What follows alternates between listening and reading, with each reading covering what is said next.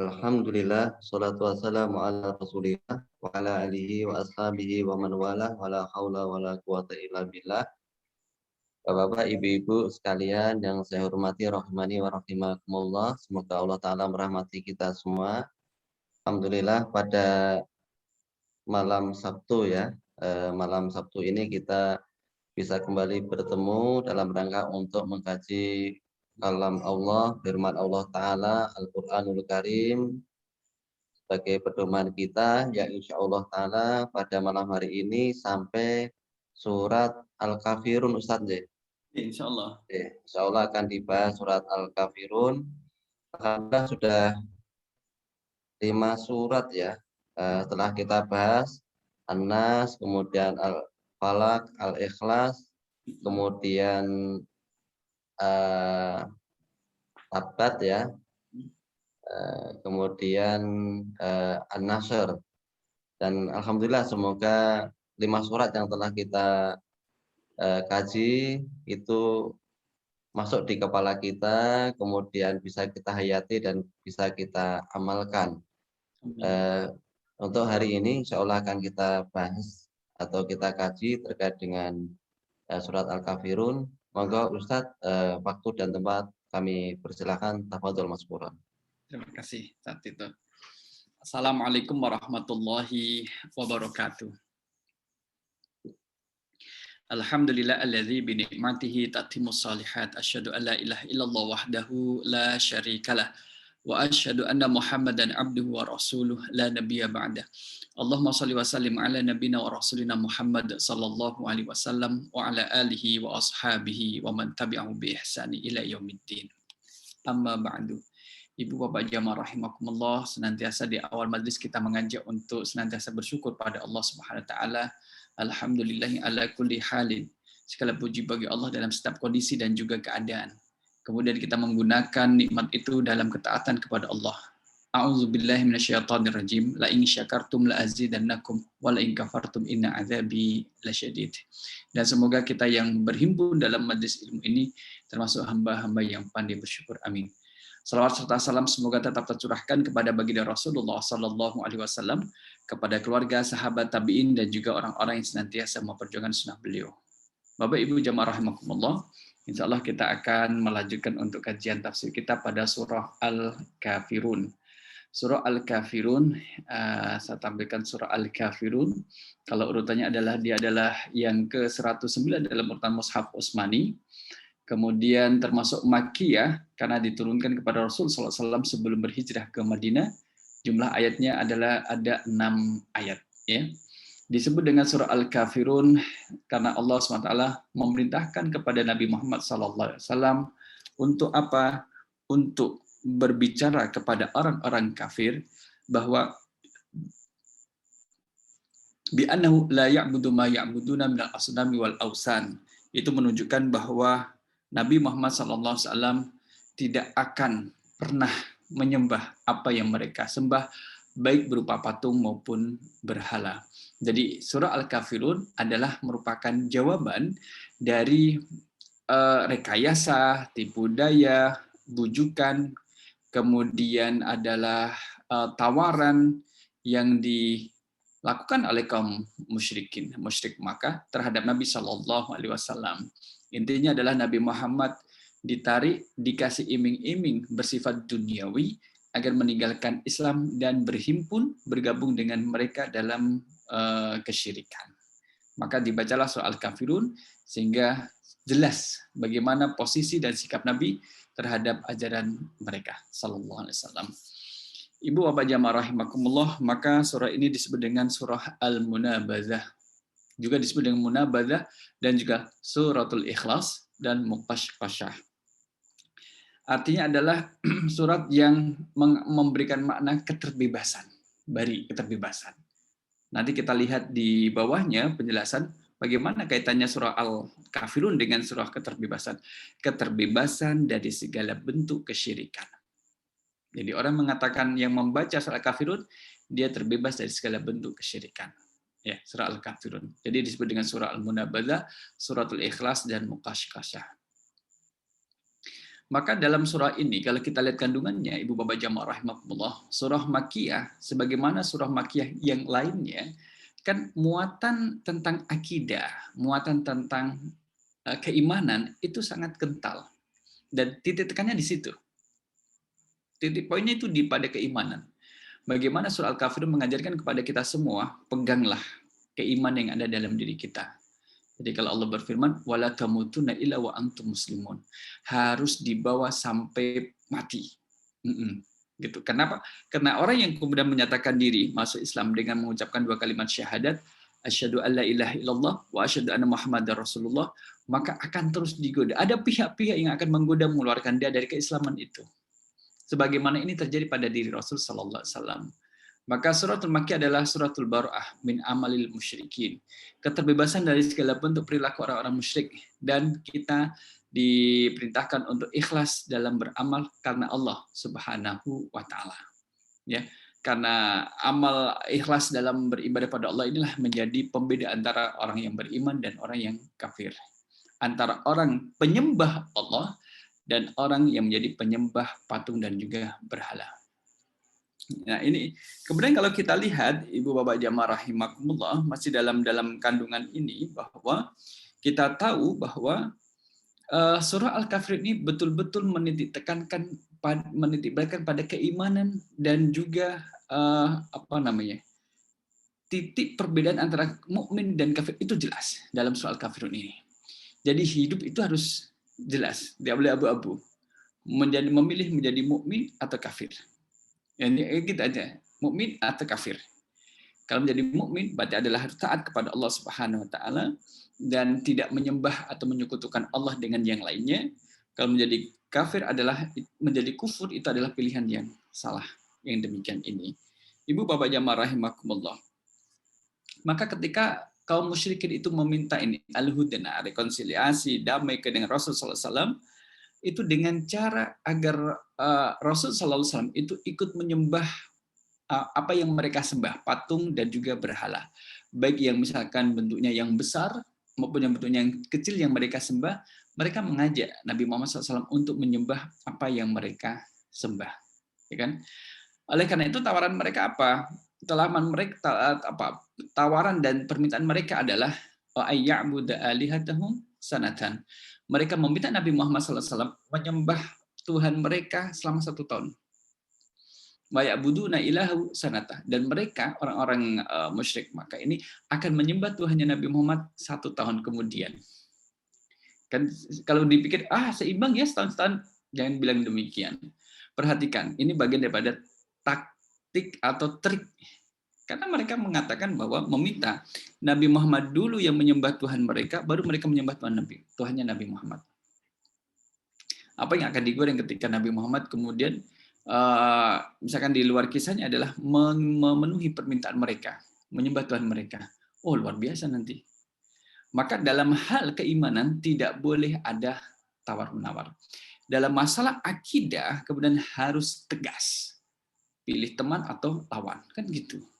Nggak kemudian terus masih eman-eman dan sebagainya. Nah, harus tegas. Rasulullah SAW juga mengajarkan ini kepada kita. Maka surah ini menunjukkan, memberikan atau memutuskan harapan orang-orang kafir Quraisy untuk mengajak Nabi Muhammad dalam kelompok mereka. Dan itu sudah pupus karena Rasul SAW membacakan surah Al-Kafirun dan mereka paham dengan apa yang terdapat dalam surah Al-Kafirun ini. Jamaah rahimakumullah, mari kita lihat ke fadluha, keutamaan dari surah Al-Kafirun itu. Apa itu keutamaannya? Dan ada banyak hadis yang menunjukkan terkait dengan keutamaan dari surah Al-Kafirun. Kalau kita lihat di sini fadluha sabata fi sahih Muslim an Jabir anna Rasulullah sallallahu alaihi wasallam qara'a bi hadhihi surati wa qul huwallahu ahad fi raqatit tawaf. Bapak Ibu, kalau telah melaksanakan tawaf, itu kan ada salat sunnah 2 rakaat di belakang makam Ibrahim. Ada salat sunnah di sana. Dan ketika melaksanakan salat sunnah 2 rakaat ini, Rasul SAW membaca rakaat pertama membaca surah Al-Kafirun, kemudian rakaat kedua membaca Qul huwallahu ahad. Karena urutan dari urutan Mushaf Utsmani kan Al-Kafirun terlebih dahulu baru surah Al-Ikhlas. Jadi ini memberikan keutamaan. Kemudian masih dalam kitab Sahih Muslim dari hadis Abu Hurairah. Anna Rasulullah sallallahu alaihi wasallam qara'a bihima fi raqatil fajri. Kata raqatil fajri ini kemudian ada makna bahwa salat sunnah sebelum fajar. Ketika salat sunnah sebelum fajar, qabliyah fajar, itu 2 rakaat. Rakaat pertama Rasul SAW membaca surah Al-Kafirun, yang kedua adalah surah Al-Ikhlas. Jadi berdampingan ini. Ya kan? Nah, kemudian pada hadis yang lain disebutkan bahwa waqad taqaddama fi surati Zilzal atau Zilzal, surah Idza zulzilatil ardu zilzalaha, maksudnya ketika Syekh Wahbah Zuhaili menjelaskan tafsir daripada surah Az-Zilzal, itu Rasul juga mengkaitkan ada menarik surah Al-Kafirun di dalamnya. Hanya sekilas. Maka fi hadis Ibnu Abbas in the Tirmidzi anhu ta'dilu rubu al-Quran, disebutkan bahwa surah orang yang membaca sekali surah Al-Kafirun itu sama seperti membaca seperempat Al-Quran. Kalau Al-Ikhlas kan sepertiga Al-Quran. Kalau ini adalah seperempat Al-Quran. Seperempat Al-Quran. Wa idza zalzalat ta'dilu rubu al-Quran. Demikian juga surah Az-Zalzalah itu setara dengan seperempat Al-Quran. Dari mana kita memahami seperempat Al-Quran? Di samping pendapat seperempat Al-Quran, itu juga ada pendapat bahwa seperempat agama. Seperempat urus agama. Ya. Ada seperempat Al-Quran, ada seperempat agama. Maka kalau maksud dari seperempat agama adalah dia membahas seperempat dari permasalahan dalam beragama. Tapi di sini disebut dengan annaha ta'dilu rubu al-Quran, setara dengan seperempat Al-Quran. Jadi ada apa dalam Al-Quran? Di dalam Al-Quran itu ada larangan dan ada perintah al-awamir wal manhiyat dan juga larangan. Ya. Perintah masing ada 2 hal. Masing-masing 2 hal ini itu terikat dengan 2 hal. Satu adalah kalau perintah itu berkaitan dengan perintah hati. Yang diperintahkan adalah hati untuk melakukan kebaikan. Yang kedua adalah hati, perintah itu berkaitan dengan anggota badan. Berkaitan dengan anggota badan. Itu perintah. Berarti kan ada 2. Ada perintah yang berkaitan dengan hati, ada perintah berkaitan dengan badan. Sudah 2. Bagaimana dengan larangan? Larangan itu ada kaitannya adalah larangan yang perbuatan yang tidak boleh dilakukan oleh hati. Yang ketiga, ada larangan yang kemudian kaitannya dengan anggota badan. Tidak boleh melakukan perbuatan yang terlarang. Begitu maksudnya. Sehingga kalau ada 2 bagian, perintah dan larangan, dan masing-masing 2 bagian ini terikat dengan 2 bagian lainnya, yaitu amalan badan dan juga amalan hati, maka berjumlah 4.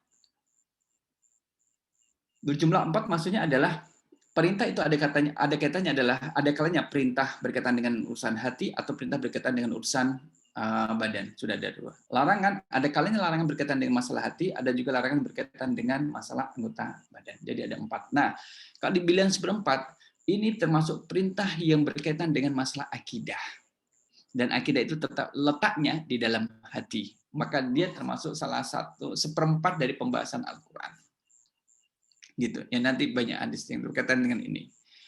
Riwayat dari Abdul Qasim At-Tabrani an Jabalah, dari Jabalah bin Haris wa akhu Zaid bin Haritha, saudara laki-lakinya Zaid bin Haritha, anna Nabiy sallallahu alaihi wasallam qala idza awaita ila firashika faqra. Rasulullah SAW bersabda, kalau kalian itu bermaksud menuju tempat tidurmu, artinya adalah mau istirahat di malam hari, faqra, maka bacalah. Qul ya ayyuhal kafirun. Qul ya ayyuhal kafirun sampai akhir. Sampai akhir. Ya. Qul ya ayyuhal kafirun la a'budu ma ta'budun wa la antum 'abiduna ma a'bud wa la ana 'abidum ma 'abadtum wa la antum 'abiduna ma a'bud lakum dinukum waliyadin. Ya, hatta tamura bi akhiriha. Fa innaha bara'atun minasyirki. Membaca surah Al-Kafirun, memahami maknanya terlebih-lebih, itu bisa menjadikan kita terbebas dari segala bentuk kesyirikan. Kita tidak menyekutukan Allah. Ya. Dan juga diriwayatkan oleh Imam Ahmad dari hadis yang di atas tadi. Kesimpulannya apa? Kesimpulannya adalah, nah ini kesimpulannya. Sabata anna Rasulullah sallallahu alaihi wasallam qara'a bi hadhihi surah. Rasul membaca surah Al-Kafirun ditambah dengan surah Al-Ikhlas, qul huwallahu ahad. fi raqatit tawaf. Dalam sholat sunnah selesai tawaf, mengelilingi Ka'bah 7 kali. Kemudian wa fi raqatil fajri, dalam sholat qobliyah subuh. Wa raq'ataini ba'dal maghrib, ba'diyah maghrib 2 rakaat. Apa yang dibaca? Baca kul ya ayyuhal kafirun dengan kul huwallahu ahad. Dan ketika kita witir, kita sih mendengar, ya. Rakaat kan witir tiga rakaat terakhir. Pertama nanti membaca sabisma rabbikal a'la, rakaat kedua membaca ini kul ya ayyuhal kafirun. Kemudian yang ketiga nanti rakaat ketiga membaca kul huwallahu ahad. Itu mengikuti dari hadis ini, ya, mengikuti dari hadis ini. Baik. Ibu bapak jamaah rahimakumullah, mari kita lihat sebab turunnya surah Al-Kafirun. Silahkan bapak ibu kalau menghendaki ngersake bertanya boleh ditulis di Zoom dari sekalipun tidak apa-apa. Sababun nuzuliha, sebab turunnya ayat ini. Diriwayatkan oleh Imam Tabrani dari Ibnu Abi Hatim dari Ibnu Abbas bahwa anna Quraisyan da'at Rasulullah sallallahu alaihi wasallam ila ayyatuhu malan. Jadi sekelompok orang-orang kafir Quraisy ini yang ada di Mekah, mereka bersatu dan mengajak Rasul sallallahu alaihi wasallam untuk apa? Memanggil Rasul sallallahu alaihi wasallam untuk memberi hadiah. Kalau ada bahasa kita ada tidak ada makan siang gratis, pasti ada maunya. Iya, mereka ada maunya. Mereka ini adalah ada maunya ketika memanggil Nabi Muhammad, ada maunya ketika PDKT terhadap Nabi Muhammad sallallahu alaihi wasallam. Faqalu, "Hadza laka ya Muhammad. Wa takuffa an syatmi alihatina." Muhammad, ini bagianmu dikasih hadiah. Inilah harta ini untukmu wahai Muhammad. Tetapi syaratnya adalah wa takuffa an syatmi alihatina. Diam, berhentilah untuk tidak menghujat atau mencela Tuhan-Tuhan kami. Wala tadhkuruha bisu'in. Jangan kamu sebut mereka dengan sebutan yang buruk. Fa illam taf'al fa'bud alihatana sana. Kalau kamu tidak mau melakukan itu, tidak melakukan permintaan yang di atas itu, maka sembahlah Tuhan kami 1 tahun. Sana, tidak lama-lama, 1 tahun, jangan 1 tahun. Ya. Waqala hatta anzura ma ya'tini min rabbi fa anzala qul ya ayyuhal kafirun. Maka ketika Nabi Muhammad sallallahu alaihi wasallam kan perlu berdakwah, ketika dakwah kan memerlukan dana. Ditawarinlah dana. Tapi dananya itu kemudian dana dipakai untuk berhenti berdakwah. Nabi Muhammad SAW itu akan dijadikan orang terkaya se-Makkah, Bapak Ibu. Kalau saat itu menjadi orang terkaya kalau kita di Sleman ya, itu perlu uang berapa itu Pak Priyo? Menjadi orang terkaya se-Kabupaten Sleman. Kira-kira perlu uang berapa ya? Betul Pak. Yang kalau misalkan kalau kita ingin katakanlah ingin menjadi orang kaya, itu rata-rata perlu berapa itu? Berapa duitnya Pak Yitno? Kan banyak ya. Hitungannya apa ya? Hitungannya apa namanya? Miliaran cukup nggak menjadi orang kaya? Nggak ya, mungkin triliun. Katakanlah 2 triliun ya. Untuk menjadi orang kaya di satu kabupaten, bukan Jakarta. Kabupaten katakanlah Sleman, itu perlu punya uang 2 triliun, berarti 2.000 miliar. Ya kan? Nah, Rasul sallallahu alaihi wasallam itu ditawari akan menjadi orang terkaya se-Makkah.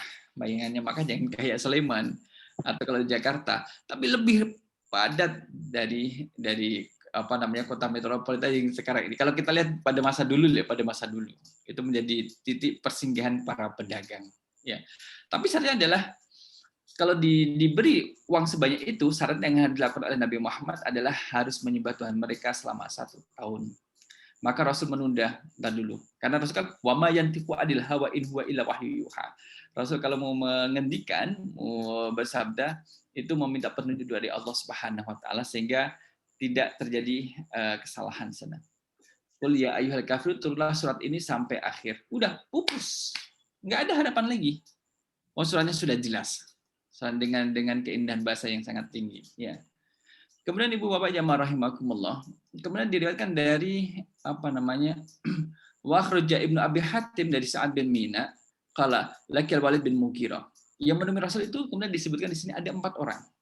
Satu Walid bin Mughirah, yang kedua adalah As bin Wa'il, ya.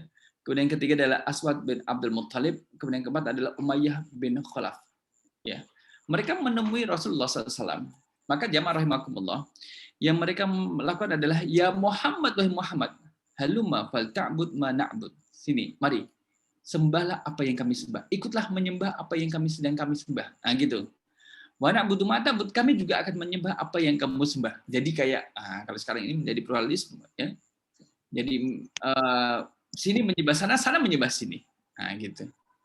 Kemudian wa na'budu ma ta'bud, dan kami akan menyembah apa yang kamu sembah. Walinashtarika nahnu wa anta fi amrina kullaha. Fa anzalallahu qul ya ayyuhal kafirun. Maka turunlah qul ya ayyuhal kafirun. Jadi mereka itu menawarkan pada Nabi Muhammad untuk saling-saling sama-sama bersama-sama dalam urusan berkaitan dengan masalah akidah, masalah keyakinan itu yang mereka ajarkan. Jadi di sini ada utusan jemaah rahimakumullah. Ada 4 orang yang diutus. Mohon maaf kalau kita lihat sekarang ini masa pandemi yang kita tidak tahu Allah alam sampai kapan. Kemudian juga ada saja godaan untuk misalkan Anda perlu bantuan ya, iya. Kalau Anda perlu bantuan silahkan. Anda keluar dari Islam, kami bantu. Anda bergabung dengan kami bantu. Jemaah rahimakumullah. Kalau tadi untuk menjadi orang terkaya di satu kabupaten, dikasih uang 2 triliun saja, itu ditolak oleh Nabi Muhammad SAW, apakah kita kemudian dengan mudah menggadaikan keimanan kita kepada Allah dengan materi duniawi yang jauh tidak lebih baik daripada akhiratnya? Tentunya kan tidak, maka harus dijaga keimanan ini, harus dijaga. Jamaah rahimakumullah, itulah tadi sekilas gambaran dari sebab turunnya surah Al-Kafirun, kemudian Allah menurunkan surah ini pada Nabi Muhammad SAW untuk dibacakan kepada orang-orang Quraisy, orang kafir Quraisy, agar mereka memahami bagaimana sikap Nabi Muhammad Sallallahu Alaihi Wasallam. Iya, ini adalah riwayat yang lainnya. Mari kita lihat ayat yang pertama. A'udzubillahi minasyaitonirrajim. Bismillahirrahmanirrahim. Qul ya ayyuhal kafiruna. Dimulai dengan qul, katakanlah. Ya ayyuhal kafiruna, wahai orang-orang kafir. La a'budu ma ta'buduna. Katakanlah Muhammad, ya ayyuhal kafirun, wahai orang-orang kafir. Mereka yang tidak beriman terhadap ajaran Nabi Muhammad SAW, kemudian tidak beriman kepada hari akhir, dan tidak beriman kepada hari kebangkitan, dan mereka menunjukkan kekufuran kepada Allah SWT. Maka Allah undang dengan seburuk-buruk undangan. Ya ayyuhal kafirun. Ya, ini tentunya ya ayyuhal kafirun ini kalau misalkan dilihat dalam konteks budaya ya masih baik. Karena disebut ya ayyuhal kafirun, wahai orang-orang kafir. La a'budu ma ta'budun. Saya tidak akan menyembah apa yang sedang kalian sembah. Jadi gini. Jamaah rahimakumullah. Ini kan kemudian dibacakan Nabi Muhammad SAW kepada mereka sebagai jawaban bahwa ketika Rasul ditawari akan dijadikan sebagai pemimpin di tengah mereka, dijadikan orang terkaya di antara mereka, dan akan dinikahkan dengan perempuan manapun yang dikehendaki, itu semua Rasul tolak. Yang bersifat duniawi, tolak, sikap gas untuk menolak. Tidak menjadikan keimanan dengan kehidupan duniawi. Ya, jamaah rahimakumullah, ini menjadi penting masalah keimanan ini. Oleh karena itulah kita yang sudah Bapak Ibu jamaah rahimakumullah yang sudah berusia, sudah sepuh, maka bagaimana berusaha untuk meninggalkan keturunan, anak cucu keturunan itu dalam keadaan kuat. Kuat secara akidah, kuat secara pemahaman ibadah, kuat secara akhlaknya baik, kemudian kuat secara ekonominya gitu. Sehingga ketika orang itu menjadi miskin, itu tidak mudah menjadi kufur. Tidak mudah menjadi kufur. Karena orang kufur godaannya adalah orang-orang miskin godaannya adalah menjadi kufur. Kufur kemudian keluar daripada Islam dan mencari yang lainnya. Qul, katakanlah ya ayyuha wahai al-kafiruna, orang-orang kafir. La a'budu, sekarang saya tidak akan menyembah ma apa yang ta'buduna sedang kalian sembah. Jadi ini menunjukkan bahwa Rasul tidak membuka harapan dan celah sedikit pun kepada orang kafir Quraisy untuk mengajak Rasul kesekian kalinya. Karena sudah jelas dengan dibacakan surah Al-Kafirun, ini memberi gambaran yang sudah sangat jelas. Ya, sudah sangat jelas. La a'budu ma ta'budun, dan aku tidak akan menyembah apa yang sedang kalian sembah. Ini kemudian menunjukkan gini, jamaah rahimakumullah. Menunjukkan terkait dengan apa yang mereka sembah. Rasul itu menyembah Allah Subhanahu wa taala semata. Kemudian orang kafir Quraisy ini kemudian yang disembah itu ada banyak. Karena dia menyebutkan Allah dengan yang lainnya. Kemudian ada banyak patung dan juga berhala yang sedang mereka sembah. Kalau kita lihat misalkan di Ka'bah, jamaah rahimakumullah, itu ada berapa patung tuh kisarannya sebelum Fathu Makkah kan sampai misalkan kurang lebih ya 360 patung dan berhala. 360 patung dan berhala yang berada di sekitar Ka'bah, apakah ada yang pernah dirusak Rasul SAW? Dengan sengaja kemudian Rasul merusaknya. Dirusak. Dibanting atau dengan cara apapun. Kalau saya sendiri belum mendapatkan itu, ya. Artinya kalau misalkan ada orang yang masih percaya dengan sesuatu selain Allah, ada orang yang masih percaya dengan sesuatu selain Allah, maka ya akan menjadi susah untuk mengeluarkan dia dari keyakinannya itu, kecuali ilaman rahimah rabbuh, yang dirahmati oleh Allah Subhanahu wa taala.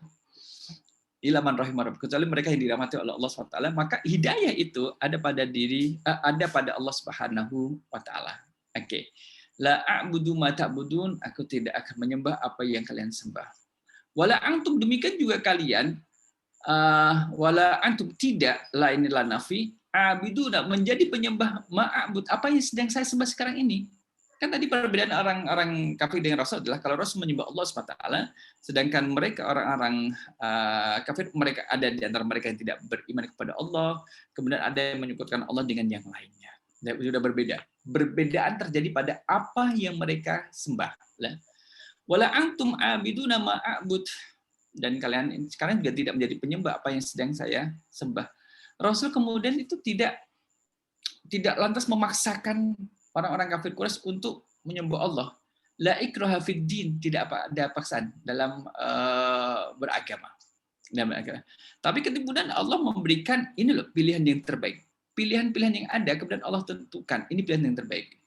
Wa nafsi wa ma sawwaha fa alhamaha fujuraha wa taqwaha. Qad aflaha man zakka wa qad khaba man dassaha. Nah, itu ada dua tawaran, kemudian Allah pilihkan yang terbaik mana untuk diikuti dan juga dipilih.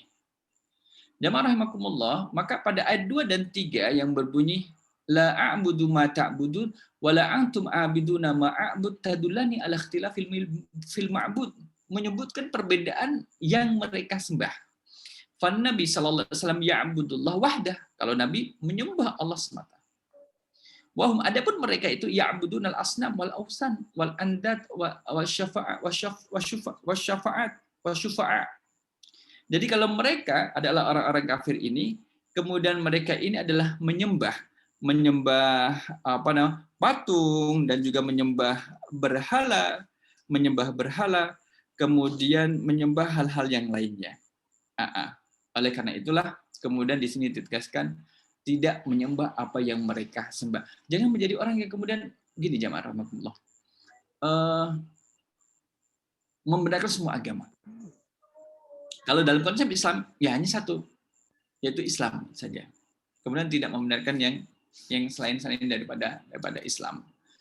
Adapun misalkan dalam ayat keempat dan kelima, kemudian ketika Allah berfirman, ayat yang keempat, wala ana abidum ma'abatum wala antum abiduna ma'abud. Wala ana, dan demikian juga saya tidak abidun, menjadi penyembah, ma'abatum, apa yang dulu kalian sembah. Begini, maksudnya dari ayat yang keempat ini, di saat pada masa jahiliyah, sebelum datang masa Islam, karena Rasul dianggap menjadi seorang Nabi dan Rasul kan usia 40. Jadi sebelum usia 40, di saat orang jahiliyah, kafir Quraisy Makkah itu, mereka menyembah patung dan berhala, Rasul sedikit pun tidak pernah menyembah. Sebelum datangnya Islam yang diajarkan Rasulullah SAW, itu Rasul tidak menyembah apa yang sedang mereka sembah. Terlebih di saat setelah datangnya Islam, Rasul tidak menyembah apa yang mereka sembah. Apa yang dulu mereka sembah tidak disembah oleh Rasulullah Sallallahu Alaihi Wasallam. Wala ana abidum ma'abatum. Jadi kalau dulu kalian itu pernah menjadi penyembah yang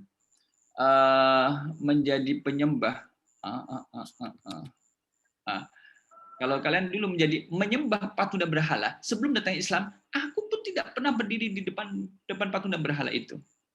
Rasul SAW tidak pernah berdiri di depan patung dan berhala, dalam arti adalah menyembah patung dan berhala. Apalagi sekarang ini sudah ada Islam, maka lebih tidak akan menyembah apa yang dulu kalian sembah dan sekarang ini yang kalian sedang sembah.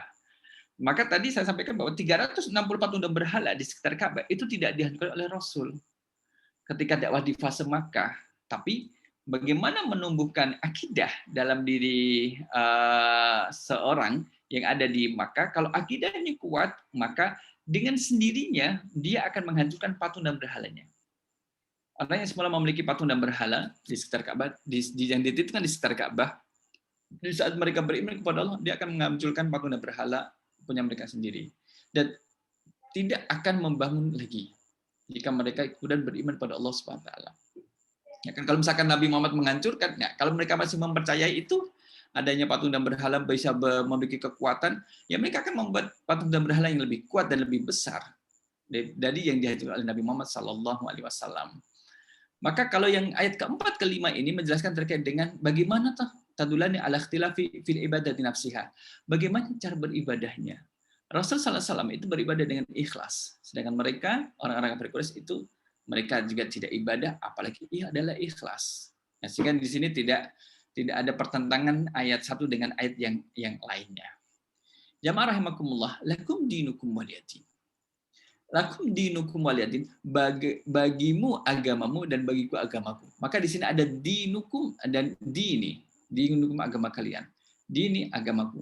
Sehingga di sini ada perubahan makna. Kalau dinun yang pertama, lakum dinukum itu maknanya adalah kesyirikan. Kesyirikan yang dilakukan oleh orang kafir Quraisy Makkah. Sedangkan waliyadini, dini di sini adalah al-Islam yang diajarkan Nabi Muhammad SAW, sehingga artinya adalah bagimu agamamu dan bagiku agamaku. Ya sudah, kemudian diurus masing-masing. Artinya adalah ini adalah keterlepasan, keterbebasan, tidak keterlepasan seseorang untuk tidak terikat dengan selain Allah Subhanahu wa taala, diminta dalam rangka memintai pertolongan, kemudian dalam rangka meminta kekuatan, meminta rezeki, kekayaan dan lain sebagainya. Nah, inilah jamaah rahimakumullah dari surah Al-Kafirun. Maka di sini kemudian kita melihat bahwa kalau kembali ke atas tadi, ada utusan yang diutus kepada Nabi Muhammad SAW itu adalah bagian daripada mungkin daripada strategi. Jadi mereka memilih tokoh-tokoh di antara mereka, kemudian tokoh-tokoh ini mendekati Nabi Muhammad SAW dan menawarkan bantuan dan juga menawarkan ya iming-iming agar Nabi Muhammad itu ya paling nggak berhenti dari agamanya. Kemudian Nabi Muhammad menyembah apa yang mereka sembah. Syukur-syukur harapan mereka adalah apa yang diajarkan kemudian menjadi hilang. Yang diajarkan Nabi Muhammad itu menjadi tidak terjaga. Kenapa? Karena dengan adanya agama Islam yang disampaikan Nabi Muhammad itu menarik keanggotaan dari orang-orang yang musyrik. Orang-orang yang musyrik kemudian jumlahnya menjadi sedikit karena mereka beriman kepada ajaran Nabi Muhammad SAW yang memang sesuai dengan fitrah manusia, kemudian rubbaniyah, insaniyah, syumuliyah dan seterusnya. Maka boleh jadi kalau Walid bin Mughirah, As bin Wa'il, Aswad bin Abdul Muttalib, Umayyah bin Khalaf, ini kan mereka perwakilan dari lembaga yang besar. Apa lembaganya? Namanya orang kafir Quraisy.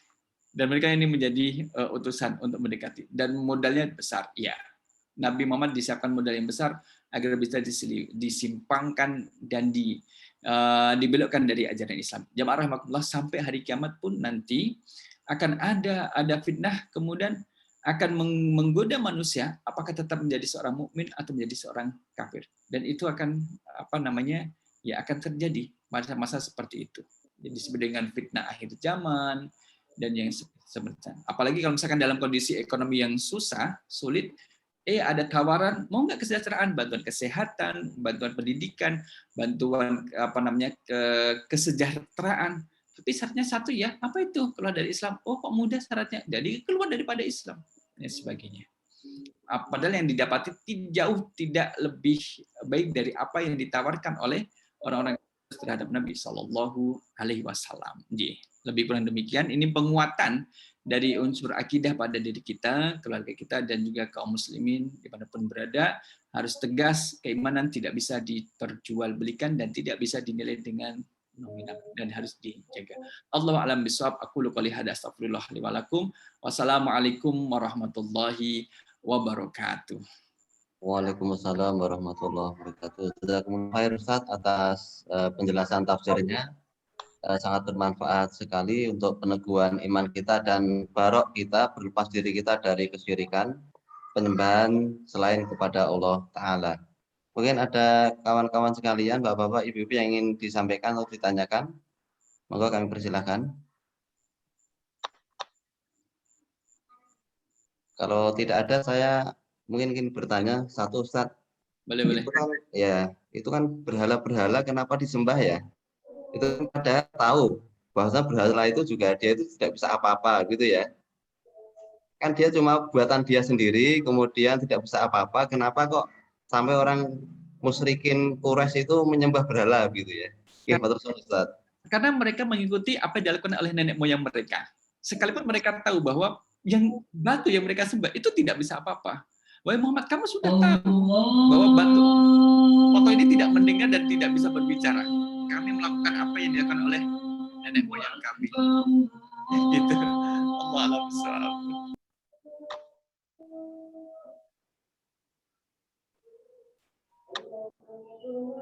Oke,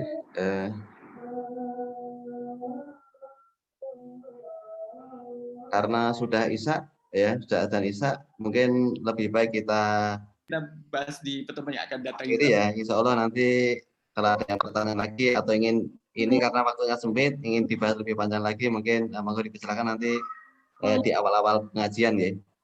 Oke, matur suwun, jazakumullah khair Ustaz, dan terima kasih pada Bapak-bapak, Ibu-ibu sekalian. Semoga kita bisa mengambil manfaat dari pengajian pada malam hari ini. Kita tutup dengan doa kafaratul majelis. Subhanakallahumma bihamdika asyhadu an la ilaha illa anta astaghfiruka wa atubu ilaik. Assalamualaikum warahmatullahi wabarakatuh. Waalaikumsalam warahmatullahi wabarakatuh. Kita tutup deh, salat Isya. Monggo.